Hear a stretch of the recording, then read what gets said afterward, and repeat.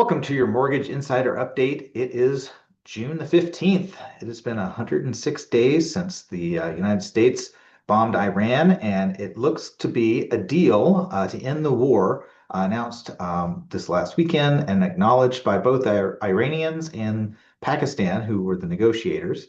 So this Friday is expected to be a meeting in Switzerland to sign the official agreement, a memorandum of understanding. And as a result, gas prices are coming down. Oil prices were down near $80 a barrel early this morning. Interest rates have definitely reacted well. I mean, they're not falling off a cliff, but if this deal really goes through this Friday, we could finally see the relief back to, interest rates with the 10-year Treasury specifically getting closer to 4%. It's near 4.45% today. Mortgage rates, moved back up to 6.5% this last week. They could be back down in the low sixes here pretty soon if this is true. It will take a number of months for the oil to really flow through, but the blockade is being lifted and positive news is in the air. Let's take a look and see what that looks like on the charts this morning.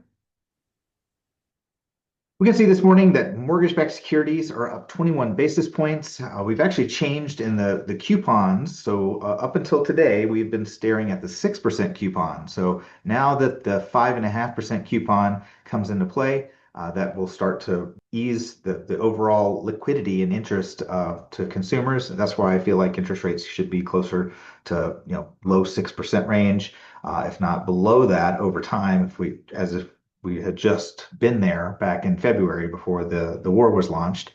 Today, we'll focus on the 10-year Treasury. It's still elevated at 4.45%, down 2 basis points. It was down a little bit last week as well. We can see that last June 11th, so on Thursday, we did have a big drop off on the 10-year. That's when a lot of the news was starting to rumble that there was a deal near. The president had said within a few days, which on his birthday on Sunday, he announced that the deal was agreed to. So Friday, there was a little bit of question mark about that. So the markets kind of hesitated. Today, we're starting down low or lower. We're right at the bottom of where we were on Thursday. So I think the market's just trying to take this in, and we'll have to wait and see if everything goes through as planned. We do have a pretty big week. The Federal Reserve Chairman, Kevin Warsh, will have his very first remarks on Wednesday as the Federal Reserve Chairman. So he'll oversee that meeting Tuesday and Wednesday, come out and have a press conference. He's going to take a much different approach than our prior Fed chairman. So we will see how that plays out through Wednesday. And then if this deal is really signed in Switzerland at the end of the week, we could see improvement lower in interest rates, hopefully.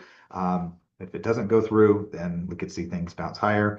We're definitely below the high points that we saw. If we look back in the end of May when this looked pretty dim and glim, we're below that significantly, but of course not anywhere near the lows that we even found in April. Not to mention the lows back at near 4%, just over 4.1%, which is represented here on this Fibonacci retracement line at 4.13. So our hope is to get there by the end of the summer. If everything goes well, oil starts to flow and make it into the marketplace.